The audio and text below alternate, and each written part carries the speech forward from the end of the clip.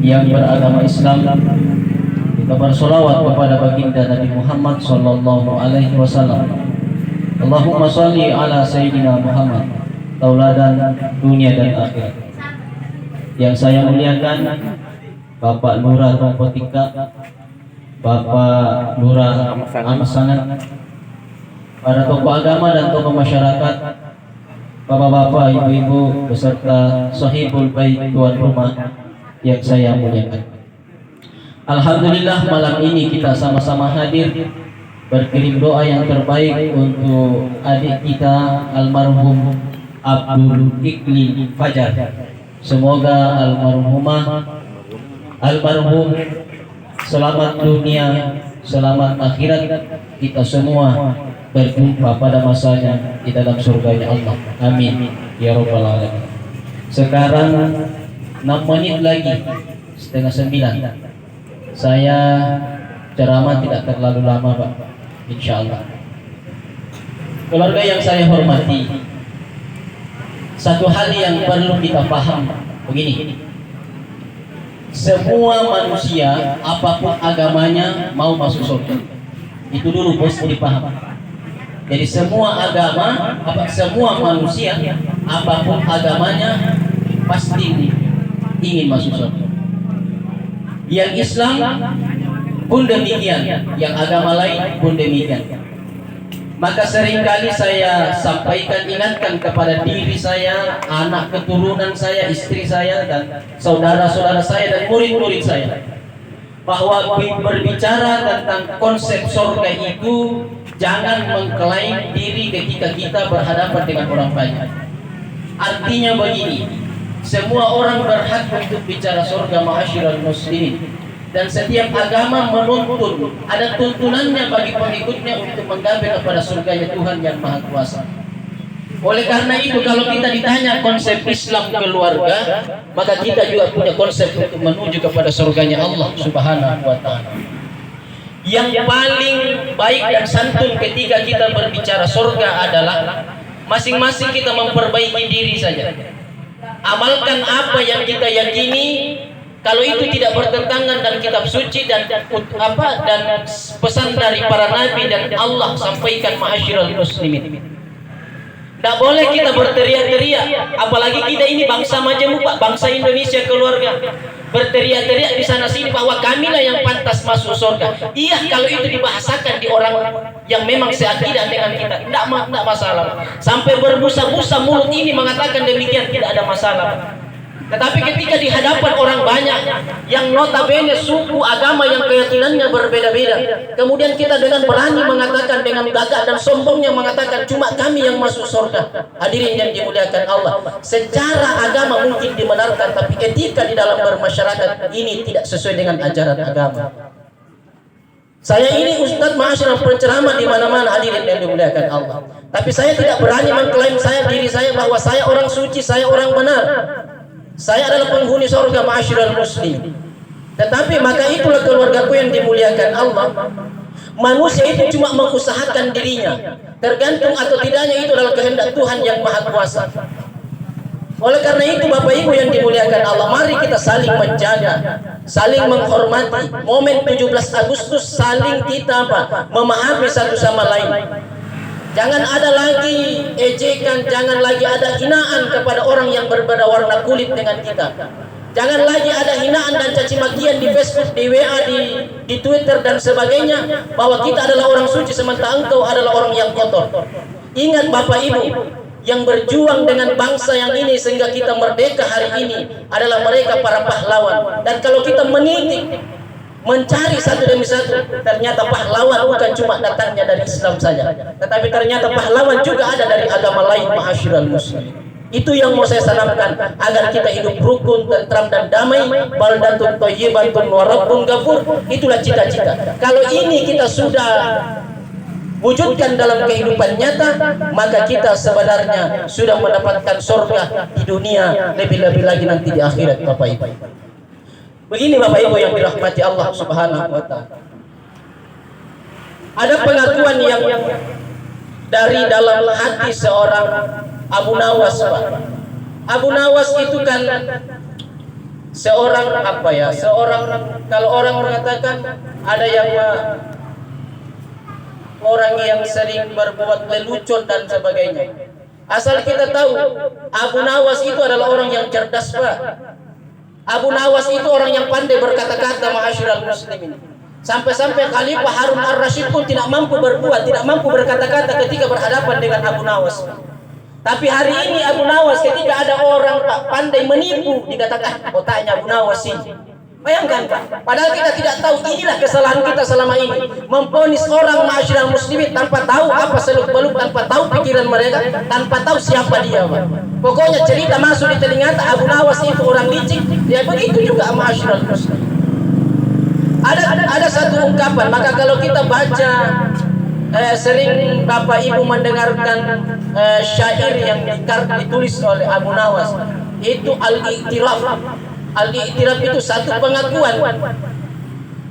Itu kalau Ibu baca, Bapak baca, Ilahi las tulil firdaus si ahla wala aqwa ala nari jahimi. Ini pengakuan Abu Nawas. Apa dia bilang Abu Nawas? Wahai Tuhan, aku ini, wahai Tuhanku, aku ini tidak layak masuk surga. Itu kata Abu Nawas. Aku ini tidak layak masuk surga. Aku juga takut masuk neraka. Lalu mau di mana dia, Pak? Tidak layak masuk surga dan juga takut masuk nerakanya Tuhan. Ini pengakuan suci dari Abu Nawas bahwa dia adalah makhluk yang penuh dengan dosa. Dia adalah manusia yang penuh dengan noda. Dia tidak bisa akan mencium bau surganya kalau Tuhannya tidak ridho. Dan juga dia tidak berani masuk neraka karena memang neraka itu dahsyat, Pak. Karena memang neraka itu seram, ma'asyiral muslimin. Lalu hari ini keluarga yang dimuliakan Allah, begitu cintanya Tuhan kepada kita, begitu sayangnya Tuhan kepada kita, mengajak kita, apalagi kita Islam siang dan malam untuk masuk kepada surganya, maka kitalah yang menjerumuskan diri kita ke dalam neraka. Maka hari ini ma'asyiral muslimin, nanti di akhirat manusia itu ada yang berdebat, ada yang menyalahkan Tuhannya. Tuhan, kenapa saya dimasukkan ke dalam neraka? Kenapa dia dulu hidup di dunia, itu tetanggaku hidup di dunia ahli maksiat, sementara saya adalah ahli ibadah. Kenapa saya tidak dimasukkan surga, sementara dia masuk surga? Ingat Bapak Ibu, yang memasukkan manusia dalam surganya Tuhan itu bukan amal solehnya, itu bukan pahalanya, tetapi yang memasukkan kita masuk dalam surganya Tuhan adalah pandangan kasih sayang dari Allah. Maka ada orang yang ma'asyiral muslimin dalam kehidupan sehari-harinya penuh dengan dosa, penuh dengan maksiat, tetapi di ujung hidupnya, di ujung-ujung daripada kehidupannya, dia sadar, dia taubat kepada Tuhan yang Maha Kuasa. Akhirnya apa? Siapa yang bisa menggugat Tuhan nanti di akhirat, ketika ada seorang ahli maksiat kemudian dipersilahkan masuk surga, sementara kita ahli ibadah dicampakkan masuk neraka. Siapa yang bisa menggugat Tuhan? Karena selama ini memang kehidupan nyatanya ahli maksiat, tetapi di ujung daripada kehidupannya dia taubat kepada Tuhan, dan taubatnya itu diterima oleh Allah karena keluar dari matanya air mata penyesalan dengan dosa-dosa dan maksiat. Dibanding dengan kita yang merasa suci, merasa banyak ibadah, merasa banyak berbuat baik, ternyata itu semua adalah semu karena kita ingin membutuhkan sanjungan dan pujian dari manusia. Nauzubillah. Keluarga yang dimuliakan Allah, maka dalam Islam mesti kita paham bahwa hadirnya kita di atas dunia ini tidak ada yang bisa dibanggakan. Pangkat jabatan, Pak, kalau ada pejabat meninggal, Pak, rame-rame orang di kantornya, siapa nanti ganti itu leh. Itu jadi bicarakan orang. Satu kali itu inna lillahi wa inna ilaihi rajiun keluar dari mulut, setelahnya itu siapa nanti ganti itu leh. Kira-kira begitu. Jadi orang kaya, Pak. Jadi orang kaya, berapa tonji, Pak? Jadi orang kaya. Kita terlahir tidak menggunakan apa-apa, Pak. Telanjang kita ma'asyiral muslimin. Sementara kalau kita orang Islam meninggal dunia, yang dipakai orang dunia membungkus kita kain murah di pasar, Pak. Itu mau diandalkan, Pak. Kita terlahir tidak tahu apa-apa, tidak mampu berbicara ma'asyiral muslim, hanya mampu menangis. Kemudian meninggal kita tidak mampu berkata-kata. Itu tandanya keluargaku bahwa kita hidup di atas dunia membutuhkan orang lain. Khairun nas anfa'uhum linnas. Maka berikan kebaikan kepada orang tanpa mesti melihat hari ini Bapak Ibu banyak orang berbuat baik nanti sama bestinya Bi. Ya toh? Nanti sama bestinya Bi baru mau berbuat baik. Nanti kalau dia mau bantu dia kalau bestinya, kalau bukan bestinya siapa kau siapa saya. Apalagi nih Bu, Bapak, saya terang-terangan Pak, saya juga caleg. Ya saatnya kan orang ini cari muka. Oh iya, saya caleg Pak, tapi tidak tertarik berbicara politik saya. Nah bilang orang kenapa kau maju caleg kalau tidak tertarik berbicara politik? Saya lebih tertarik berbicara dakwah setiap hari dengan berbicara dunia pendidikan, itu saja. Nah kenapa dia paling maju kalau tidak tertarik berbicara caleg? Saya bilang, tidak tahu, tapi yang jelasnya saya caleg. Banyak teman-teman saya telepon sini gini di mana di warkop. Saya bilang bukan saya tidak mau bayarkan ku itu Pak, tapi lebih enak buat kopinya istriku di rumah daripada kopi di situ. Bukan saya perekinan. Saya tidak mau melukai, saya tidak mau menyenangkan hati orang banyak sementara batinnya istriku tersiksa. Oh, enak memang kopinya warkop lah. Kira-kira begitu Pak. Buat apa Pak? Saya bilang ada orang perekinan kuliah. Oh tidak. Nanti saya bayarkan kau berapa mau makan situ. Tidak. Tetapi keluarga yang dimuliakan Allah Subhanahu wa taala. Berbuat baik itu tidak menunggu momentum. Tidak menunggu momentum itu berbuat baik. Tetapi saya tidak salahkan bagi mereka yang menunggu momentum itu. Mungkin itulah saatnya mereka untuk berbicara berbuat baik. Tetapi bagi konsep pemahaman namanya manusia tidak menunggu momentum Pak. Itu jika dibantu orang kalau dia bantu kita. In ahsantum li anfusikum. Siapa yang berbuat baik, maka kebaikan akan datang kepadanya.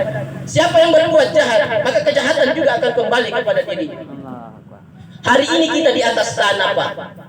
Ibu, malam ini kita masih di atas tanah. Mungkin besok kita masuk dalam perut tanah.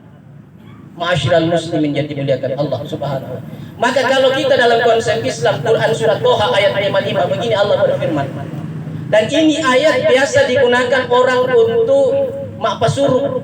Ini kita bongkar saja Pak. Ini pelajaran ini Pak, malam Jumat didapat. Didatangi orang bawa ayam putih lagi. Kalau saya bongkar saja Pak. Banyak orang apa dibaca kalau makpasuruh Ustaz?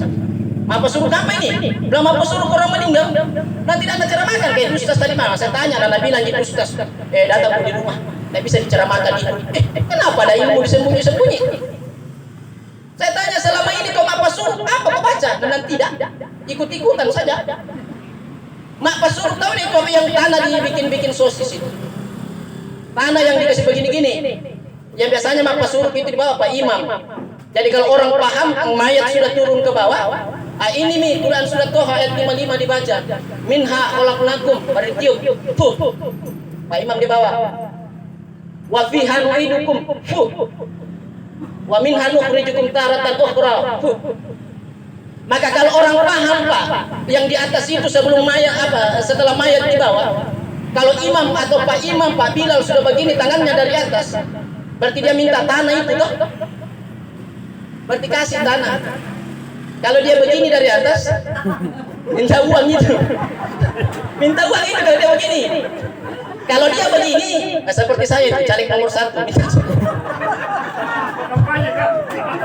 Bukan di sini dia pilku Pak, terluar barat. Tapi pilku.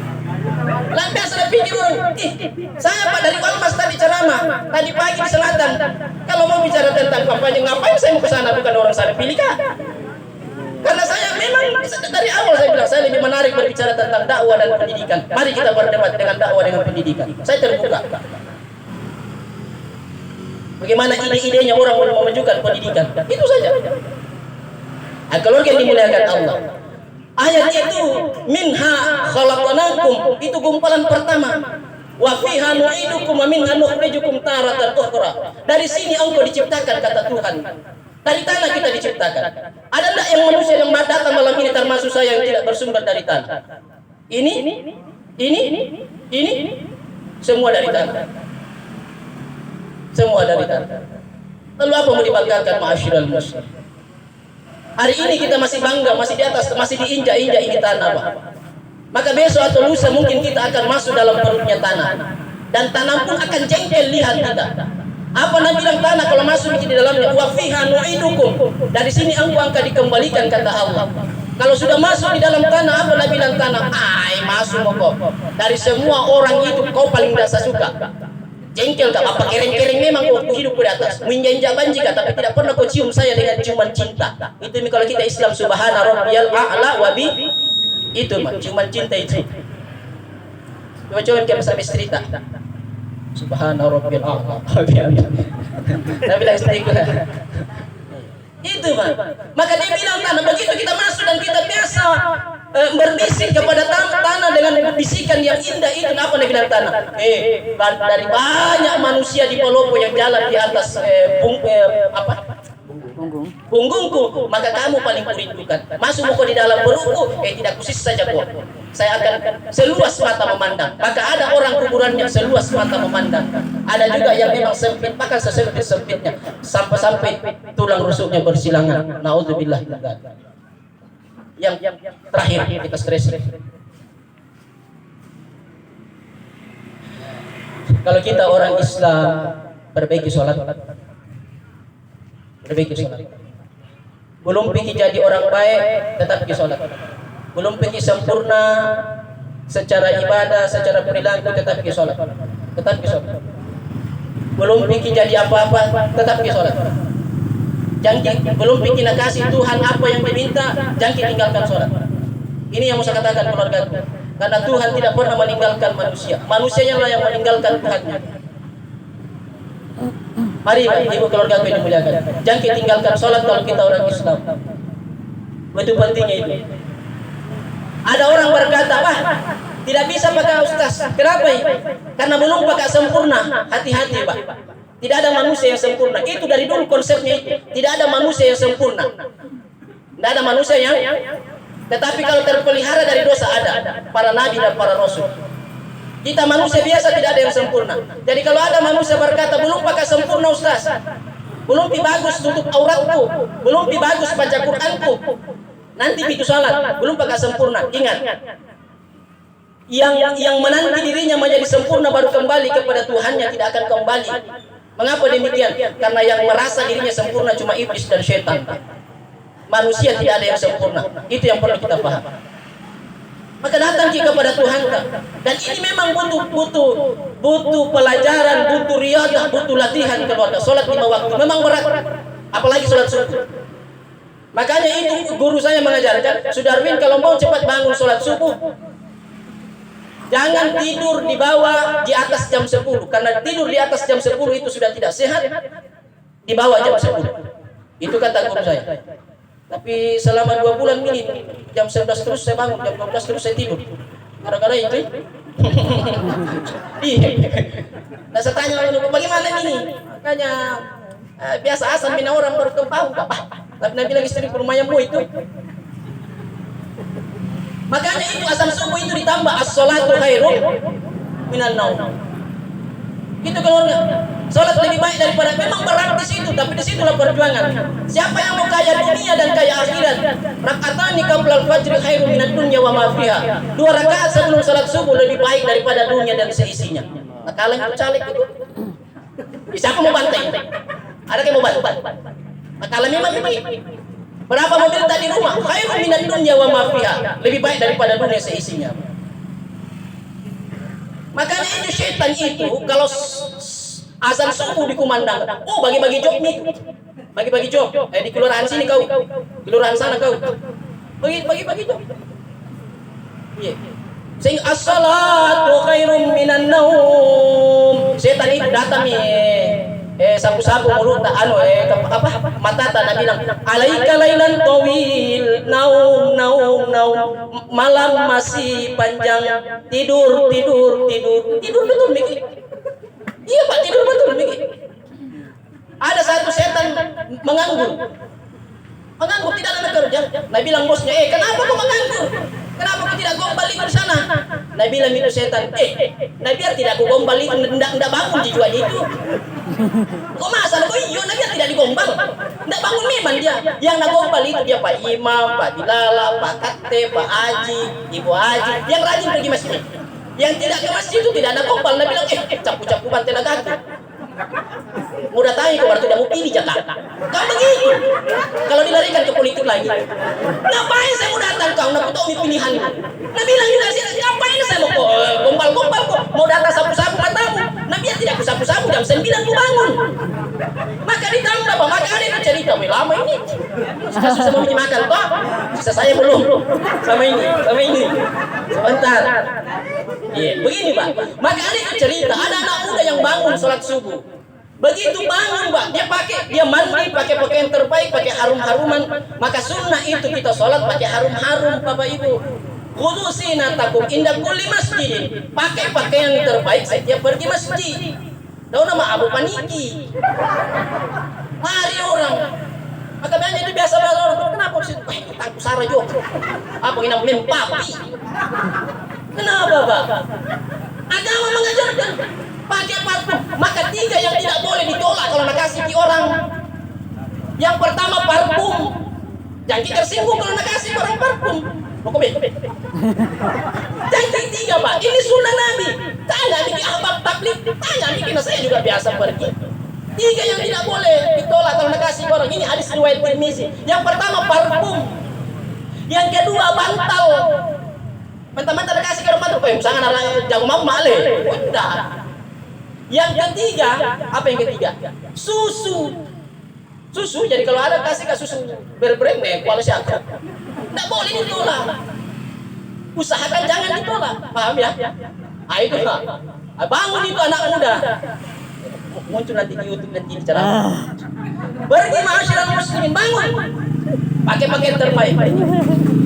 Tiba-tiba di tempat gelap dia injak air tergenang. Kembali lagi di rumahnya. Pakai pakaian terbaik, kembali lagi kok. Di situ tempat yang sama injak lagi air. Kedua kalinya bini.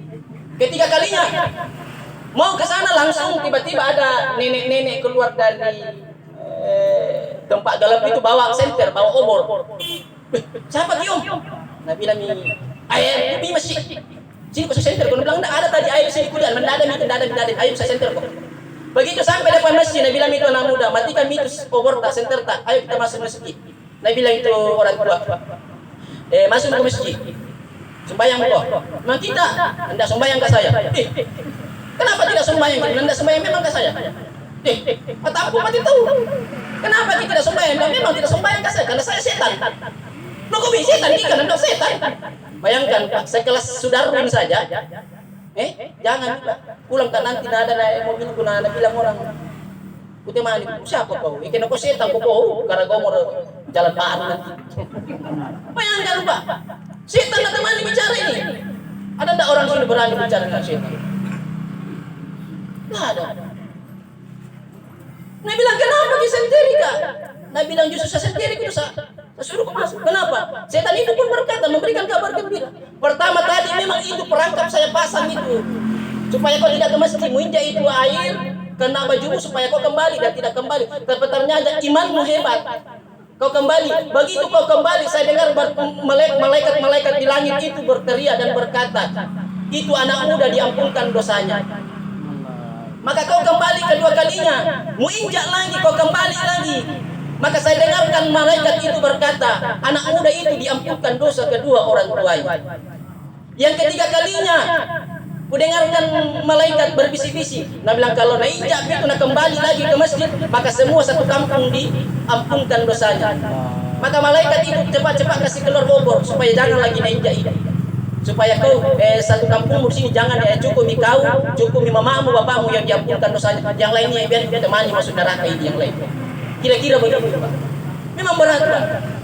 Sehingga jangan heran Pak, ada di YouTube, silahkan buka nanti. Ada orang azan as-salatu khairun minan naum. Azan sampai azan 2 rakaat nanti tidak ada orang datang. Qomat. Pada qomatis salat, pada qomatis salat. Tidak ada orang datang. Jatuh azan, jatuh qomat, jatuh imam. Balik belakang tidak ada makmum, sendiri. Ada di YouTube itu tuh. Jam 9 pagi baru azan lagi. Jam 9 pagi. Azan di masjid. Nah bilang di masjid, as-salatu khairum minan naum. Jam 9 pagi. Oh, gempar satu kampung. Datang semua orang ke masjid. Kata-kata itu anak-anak. Sadar mau kah? Aliran sesat kok kau? Nah kenapa dibilang aliran sesat? Jam berapa ini kau azan? Jam 9 pagi. Aliran sesat kok kau?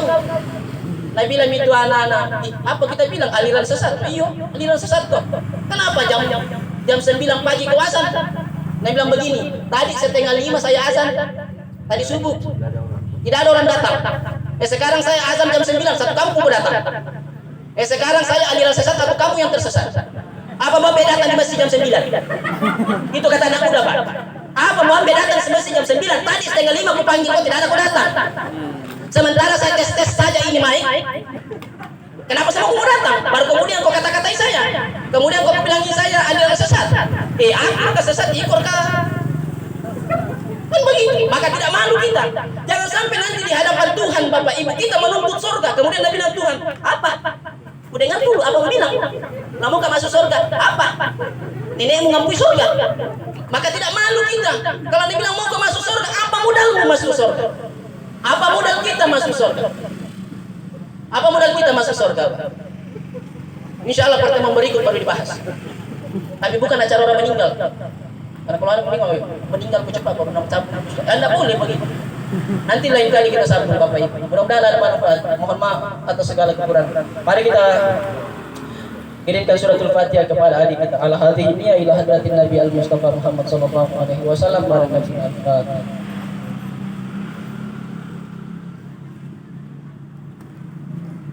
Alhamdulillahirabbil alamin. Terima kasih. Mohon maaf atas segala kekurangan. Wallahu muwaffiq ila aqwamit thoriq. Assalamualaikum warahmatullahi wabarakatuh. Waalaikumsalam. Bapak Ibu hadirin jamaah takziah para keluarga yang kami hormati, demikianlah ceramah takziah yang baru saja kita simak secara saksama. Moga-moga apa disampaikan oleh Bapak Ustaz Sudarmin itu menjadi renungan kita, menjadi acuan kita, dan sekaligus kita aplikasikan di dalam hidup dan kehidupan dimanapun kita berada sebelum kita dipanggil oleh Allah Subhanahu wa Ta'ala. Atas nama keluarga mengucapkan terima kasih kepada Bapak Al-Ustaz Sudarmin. Bapak Ibu hadirin para keluarga jamaah takziah yang insya Allah dirahmati dan dimuliakan Allah Subhanahu wa Ta'ala, dengan selesainya ceramah takziah dan ditutup dengan surat Al-Fatihah, moga-moga dijawab oleh Allah Subhanahu wa Ta'ala dan dikirimkan kepada almarhum anak keponakan kita. Maka selesai pula lah seluruh rangkaian acara. Kembali atas nama keluarga mengucapkan terima kasih yang setinggi-tingginya kepada Bapak dan Ibu para keluarga atas sumbangsinya terhadap anak keponakan kami, cucu kami, mulai dari prosesi pemakaman hingga takziah pada malam yang ketiga ini. Kami atas nama keluarga tidak bisa memberikan imbalan apapun terhadap sumbangsi Bapak dan Ibu. Tapi kami atas nama keluarga menyerahkan sepenuhnya kepada Allah Subhanahu wa Ta'ala. Moga-moga sumbangsi Bapak dan Ibu bernilai ibadah di sisi Allah Subhanahu wa Ta'ala dan sekaligus menjadi amal jariah di sisi Allah Subhanahu wa Ta'ala. Dan atas nama keluarga pula menyampaikan permohonan maaf yang sedalam-dalamnya, mulai dari prosesi pemakaman anak keponakan kami hingga takziah pada malam yang ketiga ini. Sekali lagi, atas nama keluarga menyampaikan permohonan maaf yang sedalam-dalamnya, mulai dari prosesi pemakaman hingga takziah pada malam yang ketiga ini. Ada yang tidak sesuai dengan ukuran hati nurani Bapak dan Ibu. Saya sebagai pengatur acara, mulai prosesi pemakaman yang takziah pada malam yang ketiga ini, mohon maaf atas segala kekurangan, dan mari kita tutup acara ini dengan mengucapkan alhamdulillahirabbil alamin. Wallahu muwaffiq ila aqwamit thoriq. Wassalamualaikum warahmatullahi wabarakatuh. Dan kepada